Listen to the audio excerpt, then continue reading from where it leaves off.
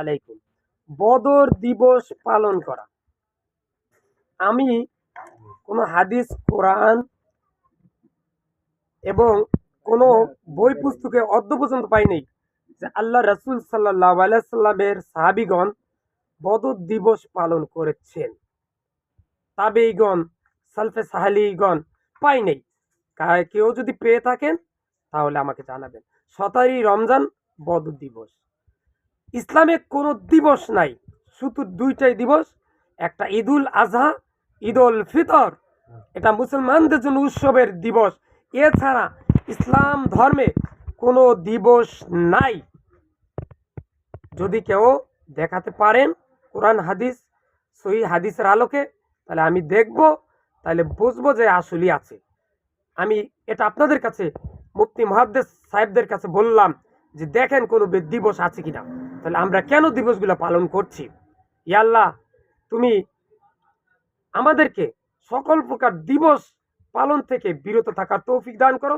শুধু উদযাপন করব ঈদুল ফিতর, ঈদুল আজহা। ইয়া আল্লাহ, আমি সহ পৃথিবীর সকল মুসলিম উম্মাহকে তুমি শিরক, বেদাত, কুফরি, গীবত মুক্ত রেখে মৃত্যুর সময় মুখে লা ইলাহা ইল্লাল্লাহ পরে যেন মৃত্যুবরণ করতে পারি, সেই তৌফিক দান করো।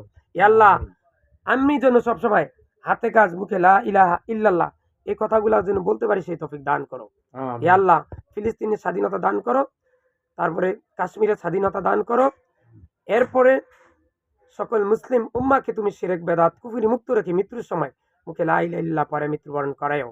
কাফেররা ফিলিস্তিনিরা অত্যাচার করছে, ইহুদিরা ফিলিস্তিনি ভাইদের উপর অত্যাচার নির্যাতন করছে, তুমি তাদের উপর যেন নির্যাতন করতে না পারে, সেই তৌফিক দান করো। আমরা ফিলিস্তিনি ভাইদের জন্য, কাশ্মীরি ভাইদের জন্য কুনুতে নাজেলা ফজর নামাজে পড়বো ইনশাল্লাহ। প্রত্যেকটা মসজিদের ইমাম সাহেব কুনুতে নাজেলা পাঠ করুন ফিলিস্তিনি ভাইদের জন্য। আর কাফেররা যে সমস্ত মুসলমানদের উপর অত্যাচার নির্যাতন করছেন, তাদের নির্যাতনের হাত থেকে মুসলমানদেরকে আল্লাহ পাক যেন রক্ষা করে, সেই মুনাজাত করুন আল্লাহর কাছে এবং কুনুতে নাজেলা পাঠ করুন। আমার ভিডিওটা বেশি বেশি করে শেয়ার করুন।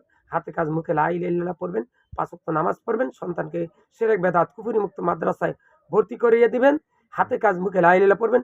যার সাথে দেখা হবে তাকে আসসালামু আলাইকুম বলবেন এবং বলবেন যে ভাই কোরআন তেলাওয়াত করুন এবং সে অনুযায়ী আমল করুন।